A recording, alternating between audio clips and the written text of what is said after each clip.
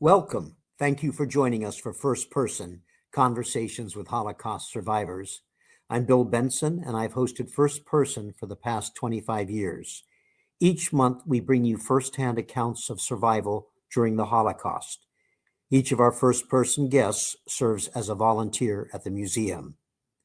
We are honored to have Holocaust survivor Joan Da Silva share her firsthand survival with us. Joan, thank you for joining us and for agreeing to be our first person. Thank you for having me. Joan, you have so much to share with us. We're going to go ahead and start. Before we turn to what happened to you and your family during World War II and the Holocaust, please tell us about your parents, Shmulik and Sala, starting with your father and his life in Poland.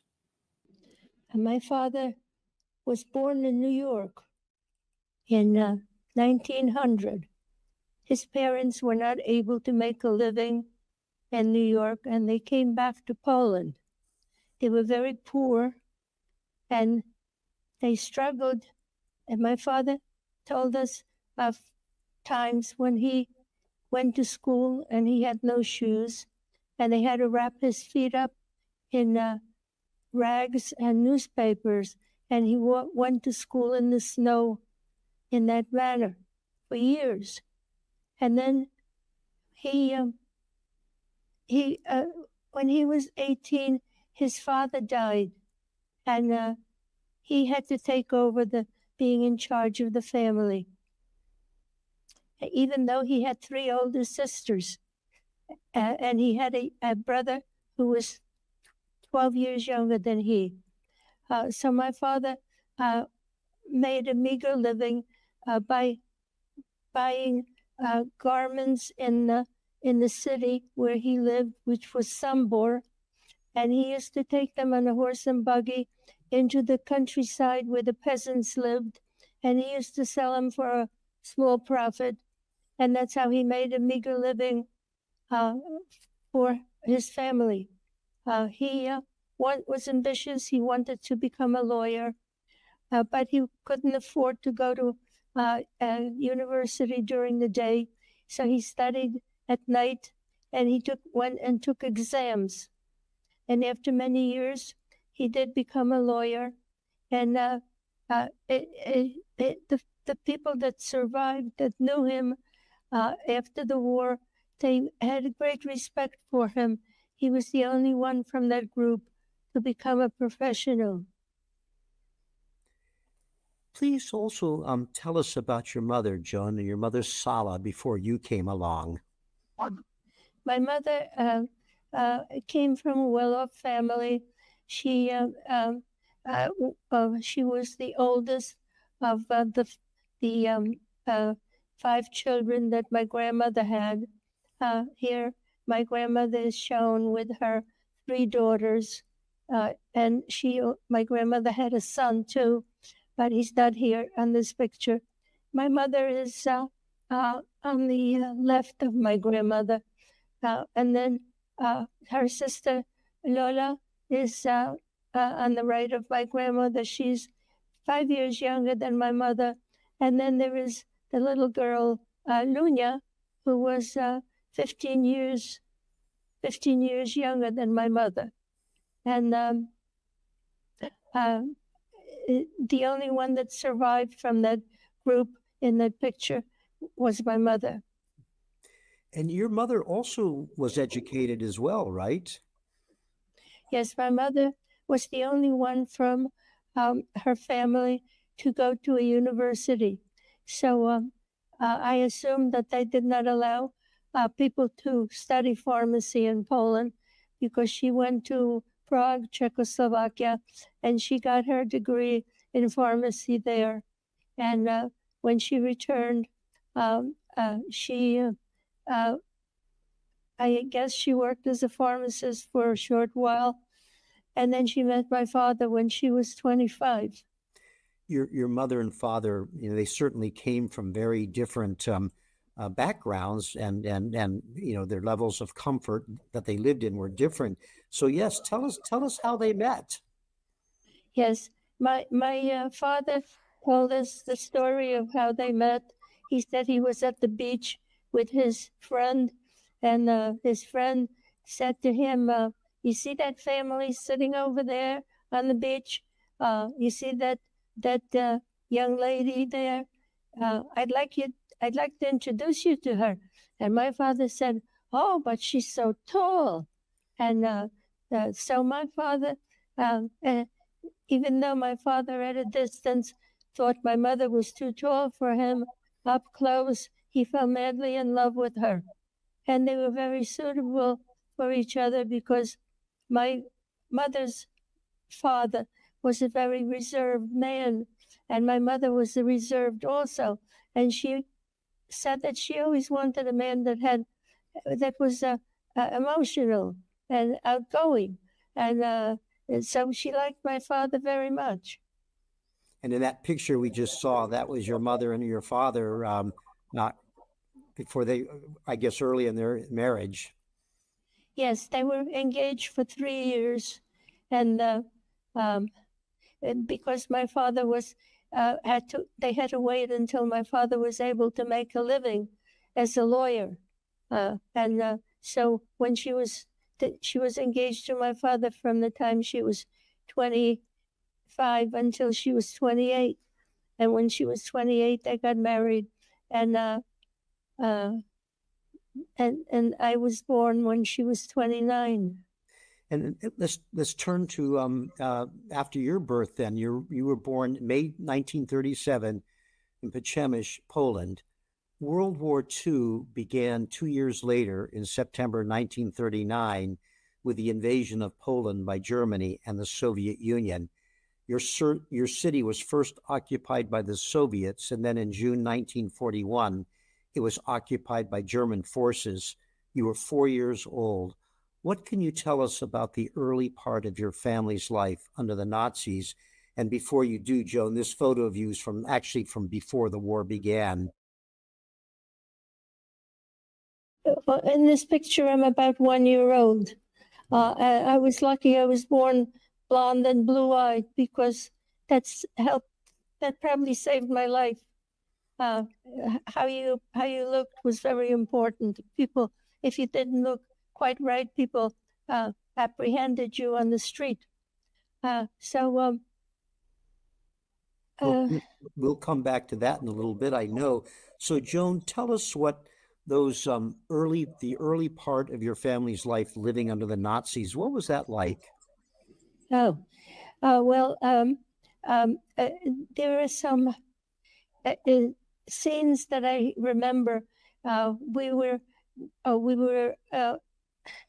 remember a scene when I was around 4.5, and we were in the ghetto, but the ghetto was not closed yet, and it was a very cold winter day. There was very deep snows in Poland, and I was very cold in this a little apartment, and I said to my mother, "I'm going to sit on the stove."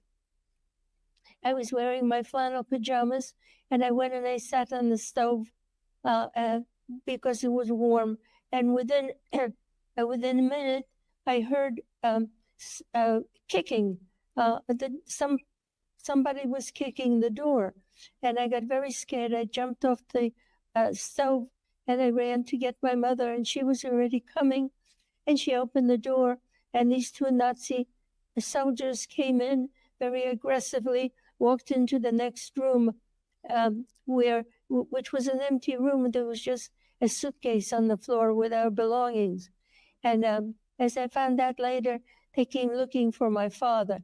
But my father, luckily, he was not there. And he started, the Nazi soldiers started talking to my mother. And he took her hand and he started twirling her wedding band around. And my mother spoke fluent German, and she was very, very dignified and in control of herself. And she was tall. She reached up to his shoulder, and he did not take her ring off. Somehow he didn't feel courageous enough to do that. And he started.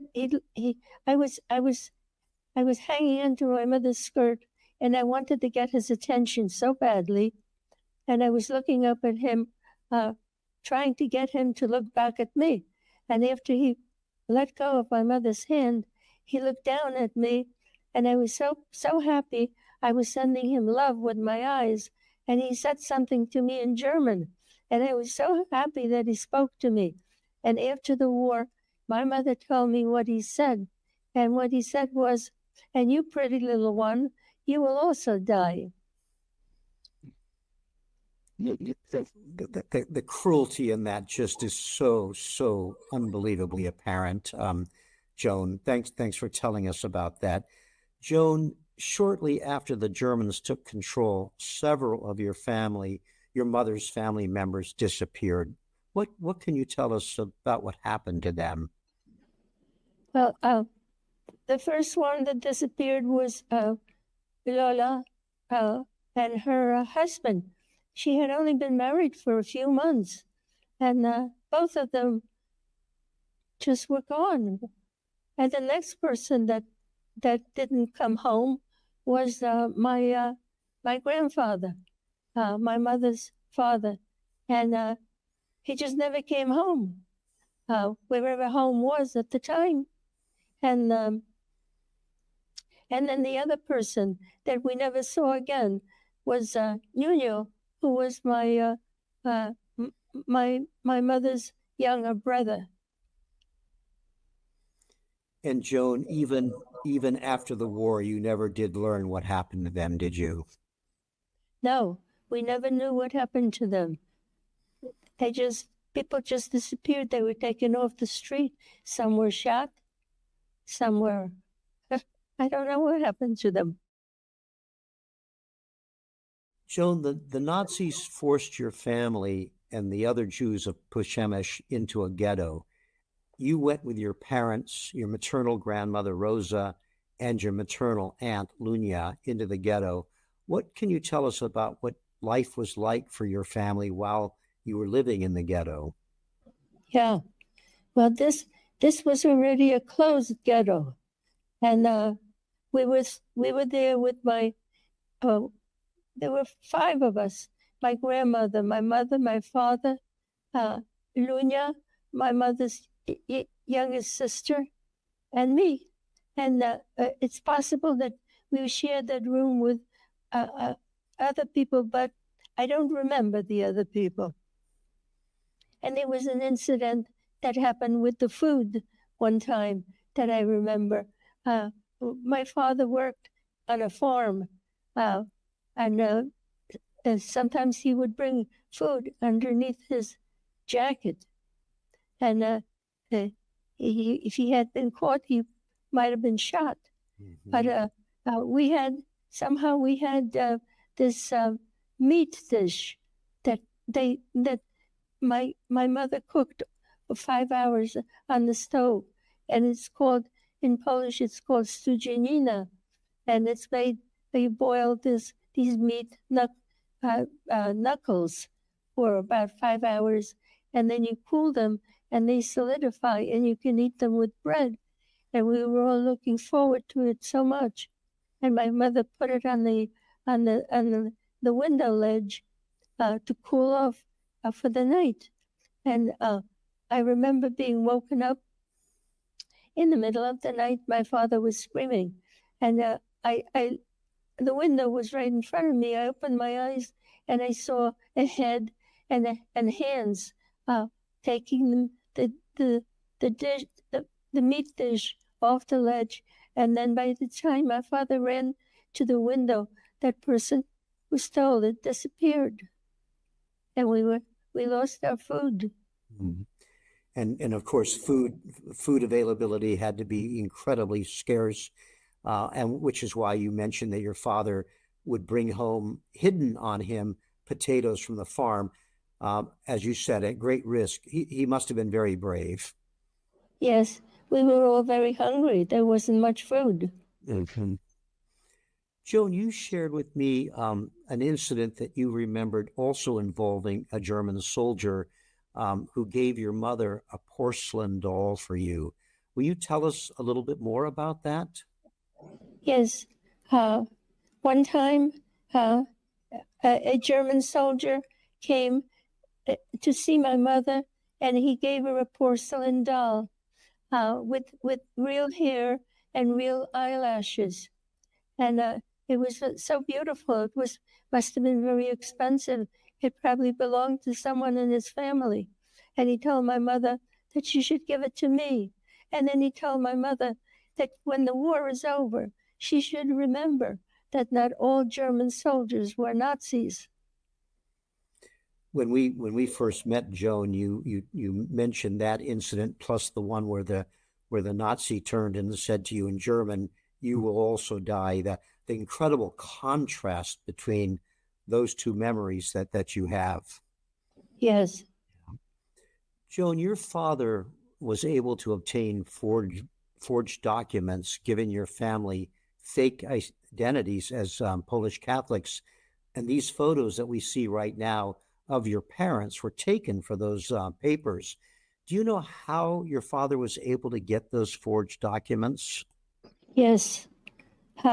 He knew a young woman from before the war. They were friends from before the war. Her name was Irena, and she had a store in Przemyśl, and she was very popular. Everybody liked her. And she was young and pretty, and she was very sympathetic towards the Jews. And I'm quite sure that it is through her that my father got connected with the underground. And he got the 5 sets of documents from forged Catholic documents from the underground. And the people in our small family now was my grandmother, my mother, my father, myself, and Lunia, who got the 5 forged documents. But my grandmother didn't want to leave the ghetto. She decided that she was going to stay. So Joan, let's spend a moment on that. Your father's able to get these forged documents for you, your mother, your maternal aunt Lunia, and your grandmother Rosa, as well as for himself, with the idea that you would all leave the ghetto.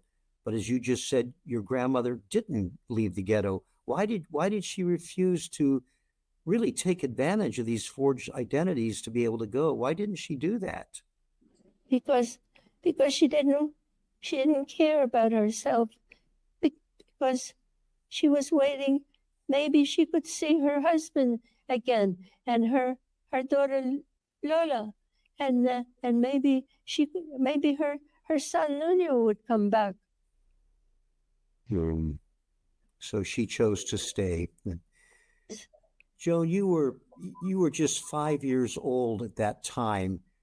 Tell us about the identity that your forged documents created for you. The forged documents said that my name from now on is Halina. I'm sorry. My name is Janina Hańska, and I am a Catholic girl, and I was very happy to get this document because I was glad not to have to be Jewish anymore. And I learned the prayers on the rosary. One night I was awakened. When I was in Irena's house, I was awakened, and my mother was there, and Irena, and they taught me the prayers on the rosary. I learned several prayers, and they told me that from now on I will not be Jewish anymore, and I was very, very happy with that. When you went to Arenas, that was, of course, when you left the ghetto, and the 4 of you, your mother, your father, Lunia, and you all left the ghetto at separate times. And so when you left, that's when you went to Arenas, I believe, at that time. And this family, Arena and her daughter Basha, Irina was, as you mentioned, she was the person who helped your father to obtain the false documents. Although your time was very short with them, just 3 weeks, it was particularly significant for you. For one thing, you learned to adopt your Catholic identity and learn the prayers, like you just said, and the rosary. Tell us what you remember about that short time with Irina and why it was so significant for you. Yes, I was in her apartment for 3 weeks, and during that time, some things happened. One of the things that happened was that Irena told us that a Gestapo man was going to come and search the apartment, and she had to hide me. So she put me in a cedar chest, and when she closed the top of the cedar chest, I started shouting, "I can't breathe." So they took me out of the cedar chest and put me in the pantry closet. And in the pantry closet, there were a lot of dried food and a bench. And the door, there was a light coming in on top of the door, and I had to sit there and breathe very shallowly while she entertained the Gestapo man in the kitchen. She was very clever, and she was very gregarious, and everybody liked her, and they knew her, and this Gestapo man knew her too, and she prepared for him a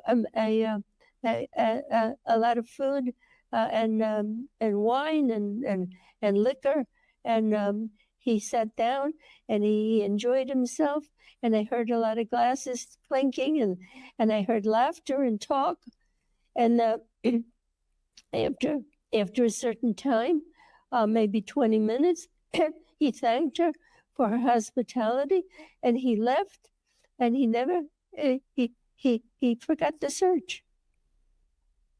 I mean, that was just extraordinary luck. So your mother, well, it was more than luck. It was your mother's ingenuity, Irina's ingenuity that saved all of you at that particular time.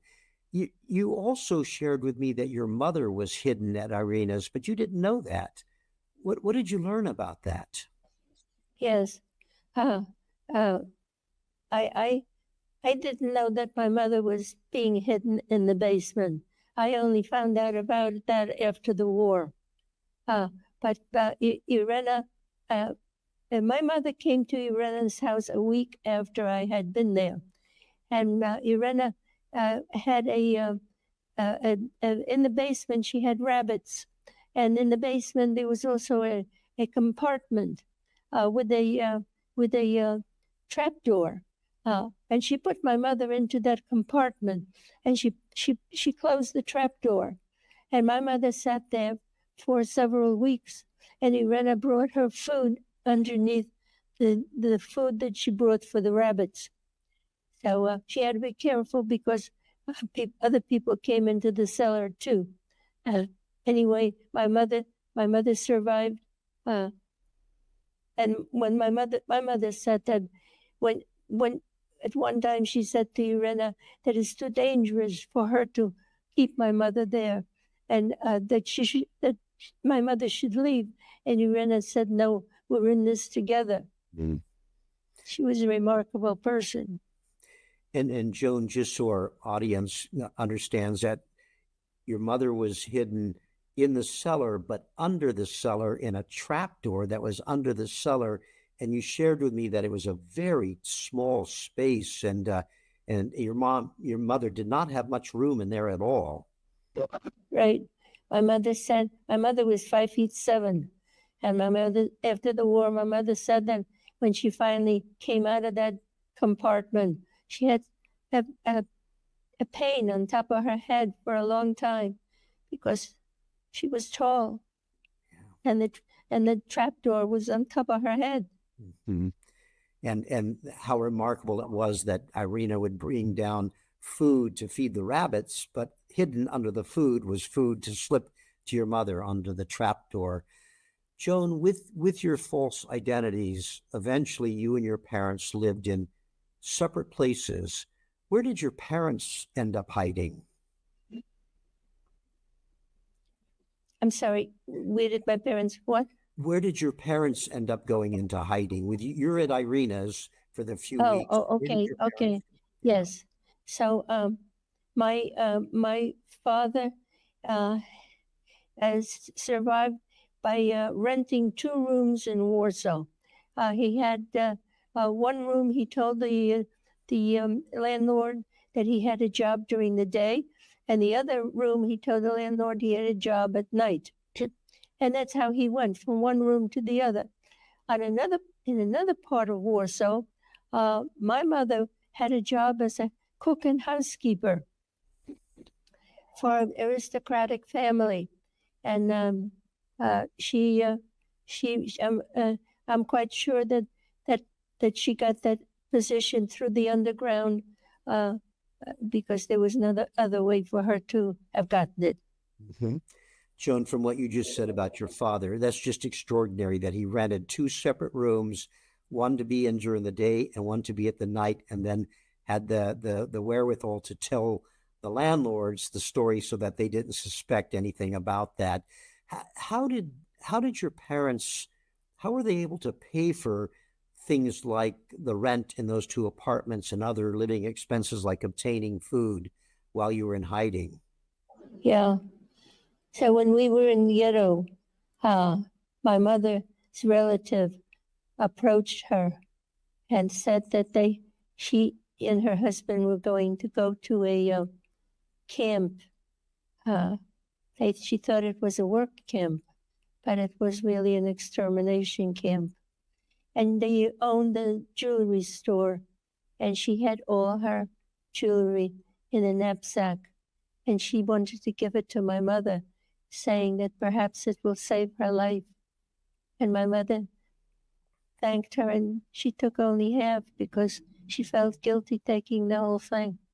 And that jewelry my mother sewed into the hem of a winter coat, and that's what paid for my father's lodging and for my stay at the various homes of the Catholic people who kept me because they either got a gold watch or some other form of jewelry. Wow. When you left the ghetto, besides your mother and your father and you, there was also your aunt Lunia. Tell us what happened to Lunia, who we Yeah, see here, right? Lunia.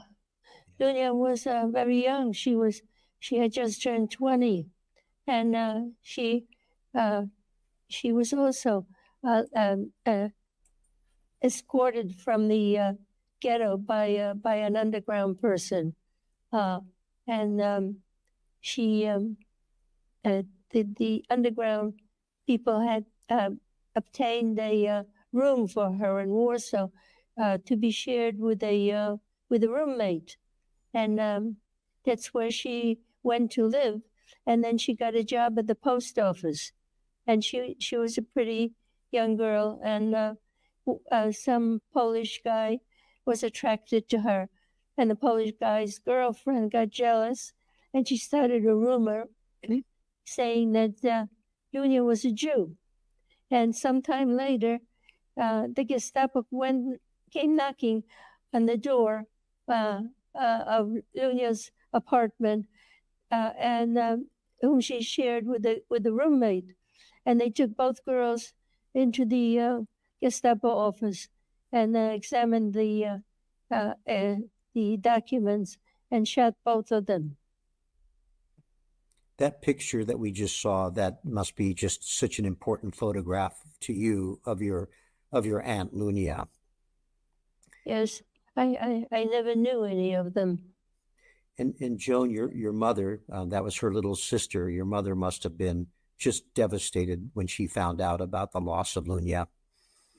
Yeah, my mother was 15 years older than her sister. So my mother brought up Lunia because my grandmother had to go to work in the shoe store.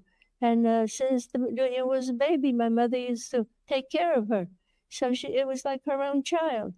And I'm, I've pictured often very how my father informed her of this girl's death.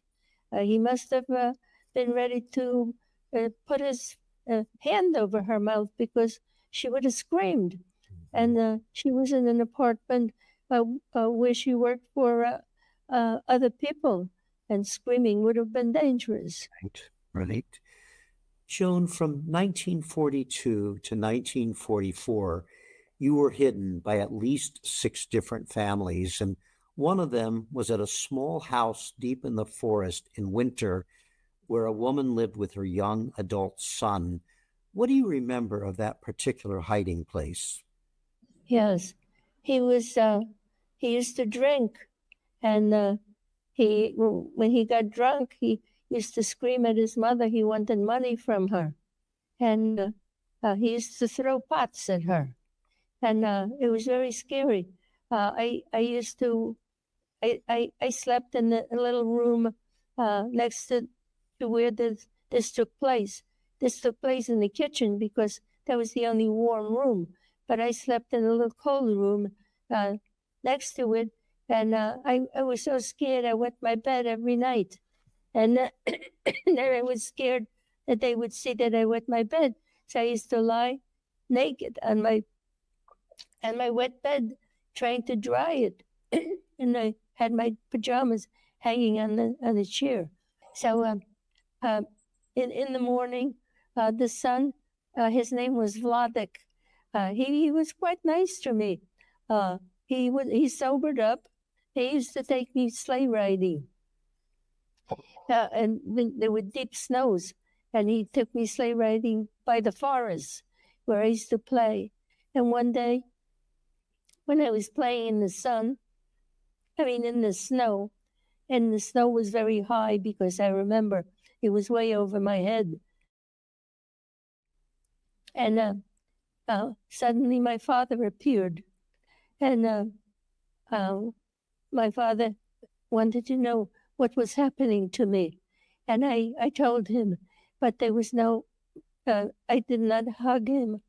I did not show any affection because I knew that he was going to leave, and I have to be in charge of myself again.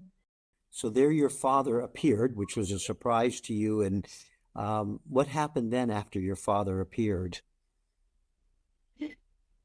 After my father appeared, I remember nothing. This happened several times in the several different homes where I suddenly had to be taken away. Yeah. I remember nothing, and I don't know why I remember nothing.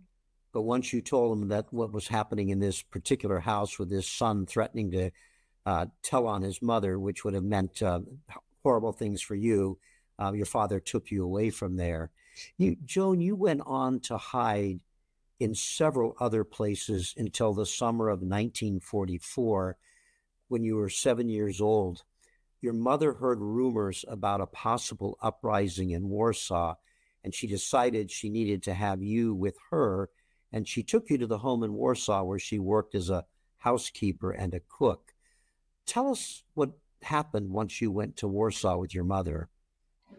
Well, when I arrived in Warsaw, I saw barricades, tall barricades, maybe 10 feet high, which the Polish partisans had erected, and they were getting ready to fight the Nazis.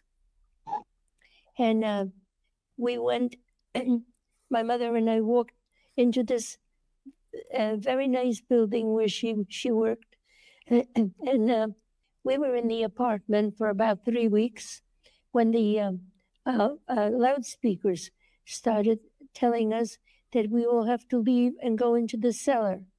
And there was a long, narrow cellar that was part of the building.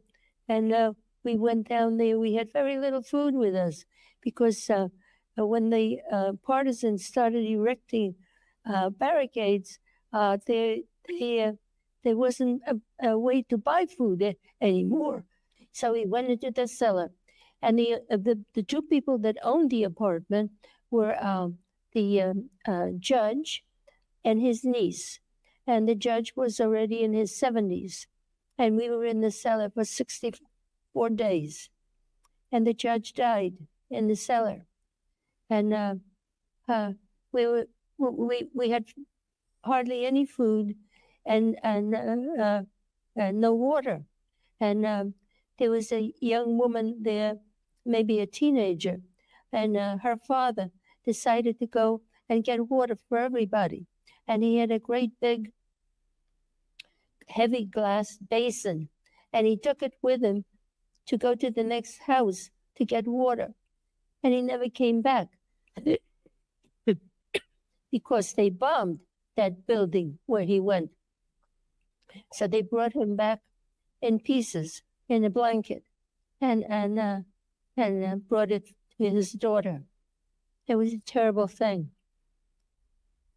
So you were in this cellar, and it was a cellar that was for the whole building. So there were a lot more than just you, your mother, this girl and her father, and the judge. There were a lot of people in that cellar, crowded in there under very difficult circumstances while fighting was raging all around outside.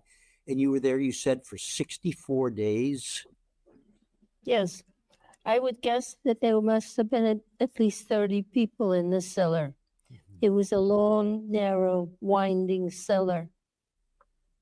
And we were there for 64 days. And then eventually... We were so tired.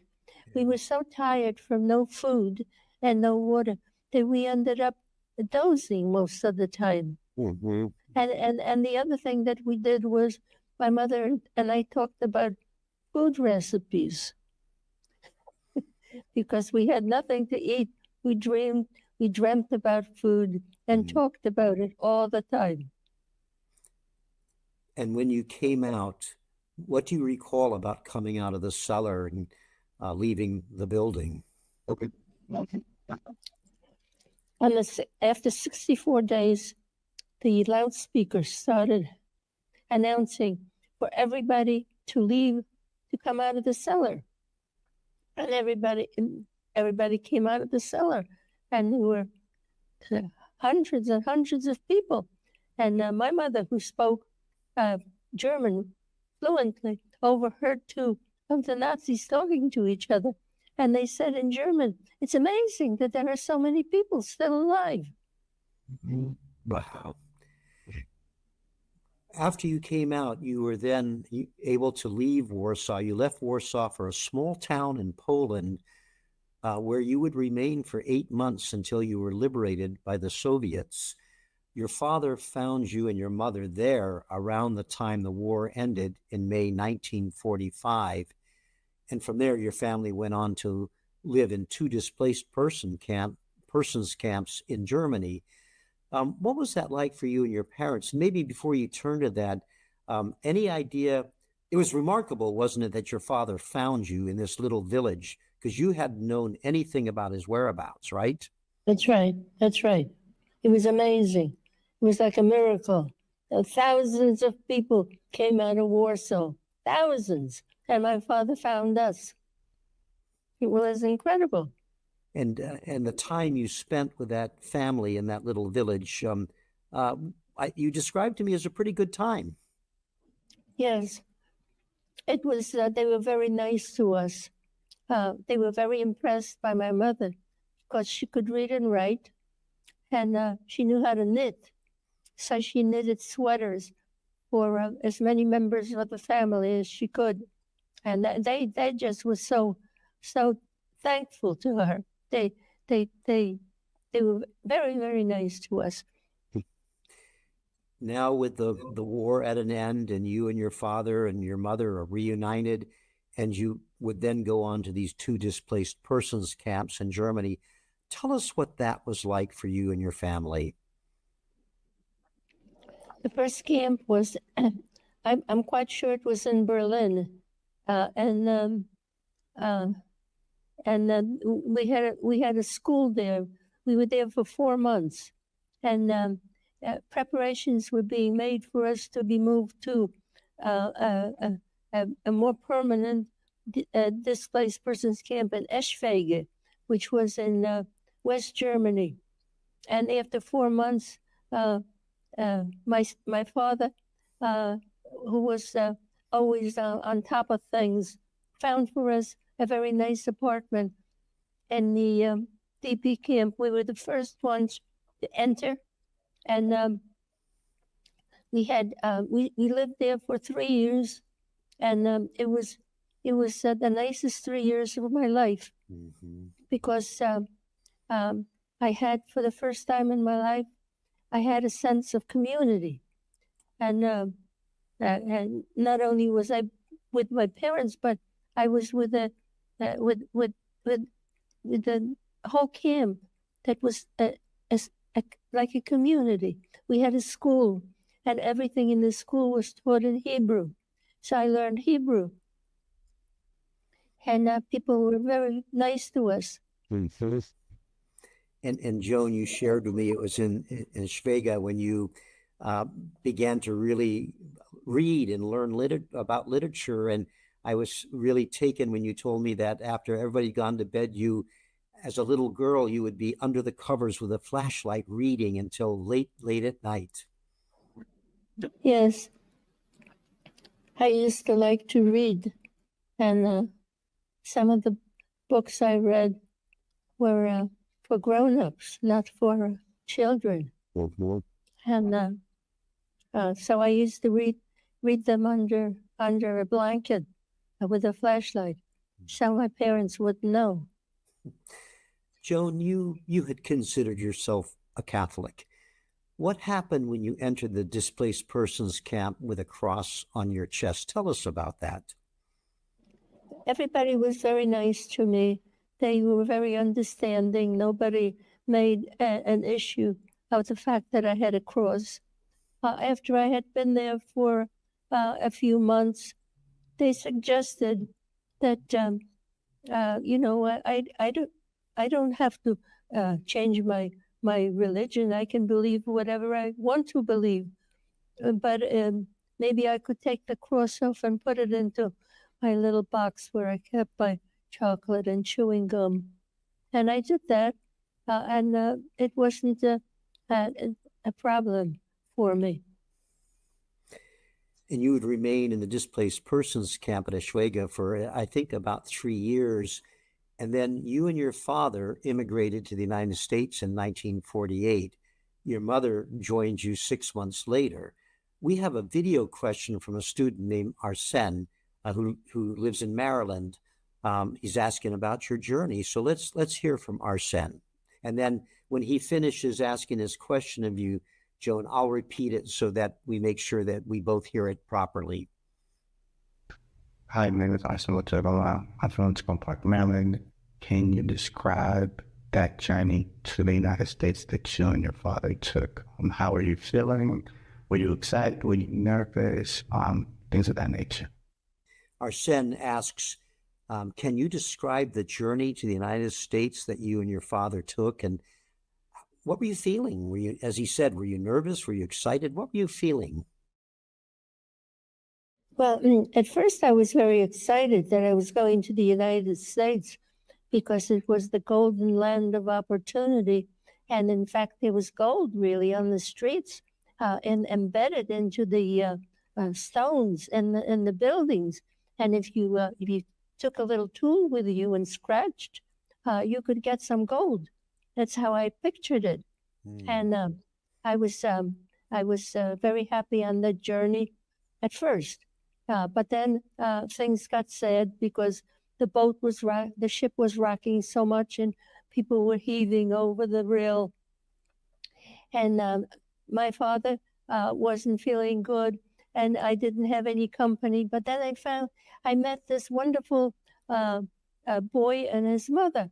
They were from Romania, and they became my companions throughout the 12 days of the journey. And I was very happy with them. And then after 12 days, we came to the shores of New York. Joan, tell us about this photograph. On this photograph, I'm almost 12 years old. This is in New Jersey. And my cousin, who kept me there for 6 months, she sewed that dress for me because I didn't have many clothes, and the clothes that we had in Europe were too short, and the styles were different in the United States, and so she made me 3 dresses, and I was very pleased, and I'm wearing a little porcelain heart, and I love that heart. I wore it for a long time. Mm. Joan, I'm sure that our viewers are wondering why it was that your mother came to the United States, joining you 6 months after you and your father had arrived. And that was because your father was born in the United States, like you told us, in 1900, and then the family went back to Poland. But that made him an American citizen. And your mother was able to join later, 6 months later, because she had to get a visa, which her father helped her to get. That's right. Right. Yes, my father was an American citizen, and he had a distant family here in the United States, and they helped him get his passport.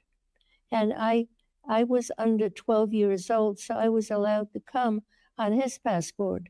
Mhm. So the plan was for my father and me to go to the United States and make preparations, and maybe it would help my mother make her arrival quicker. But as it turned out, my mother had a long wait. She waited 6 months in the Eschwege DP camp, and she had a lot of problems before she was able to obtain her visa to come. Given all that you'd been through with the war and the Holocaust with your mother, being without her for those 6 months after you'd been together at Eschwege, that must have been a very difficult time for you. Yes, it was a difficult time for me in this country. I lived with a cousin in New Jersey, and she wasn't very nice to me because she was afraid that my father was leaving me there, and he that he would just abandon me and leave me there with her, and she didn't want me. Yeah. So she was very mean to me. Joan, since the first time I met you and you talked about your family, I've been struck by just how much you loved both your parents, adored them really, I think, and also their love for each other. Would you say more about that if you would? Yeah, we were like the 3 Musketeers. We loved each other, and we were very close and very, very communicative, and very affectionate. I mean, I used to kiss my mother all the time. My father used to kiss my mother all the time. She got all the kisses, and she was very reserved. So she was thrilled, but she wouldn't be the one to make the overtures. And we were just very close, the 3 of us. Well, you'd sure been through an extraordinary set of horrible circumstances and managed to end up together, which is incredible, I think. Joan, I have just one more question for you, and that is, as we face a dangerous surge in anti-Semitism and Holocaust denial, please tell us why you feel it is important to share your firsthand account of the Holocaust and what all of us can learn from what you are telling us. Yes, I prepared something that I'm going to read about how I feel about that. Okay. And I said that people need to know what happened to me. I was a little girl. I was terribly damaged. I suffered from the trauma. I have never been able to shake it. It caused me a lot of grief. We have a lot of fears that we're born with. It's part of survival. As we grow, the only way we can overcome it is becoming aware of our own feelings of fear that we have of other people, other groups. we have to become aware of our prejudices and fear of people who are different from us. When these fears are channeled in the wrong way, terrible things happen. It is an awful thing what we do to each other. Education helps. The only thing we can really do is educate ourselves to become aware of our prejudices. Self-awareness is our strongest ally, and institutions like the Holocaust Museum are the strongest force in holding up a mirror to ourselves and saying, "What are you doing?" Joan, thank you so much for that. Thank you for being our first person today and sharing just a glimpse of what you went through during that time. Your parents were obviously incredibly brave people, but you also were very brave. You were brave to have a false identity and hold that false identity as a Catholic, and you're brave today to be willing to, despite the trauma that you've gone through and experienced through your life, to share that with all of us. So we are enormously grateful to you for doing that, and I hope you're able to continue to do that for as long as possible. Thank you, Joan, for being with us today. Thank you. I would like to take a moment to thank our donor. First Person is made possible through the generous support from the Lewis Franklin Smith Foundation.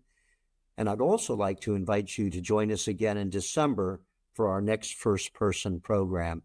Thank you for being with us today.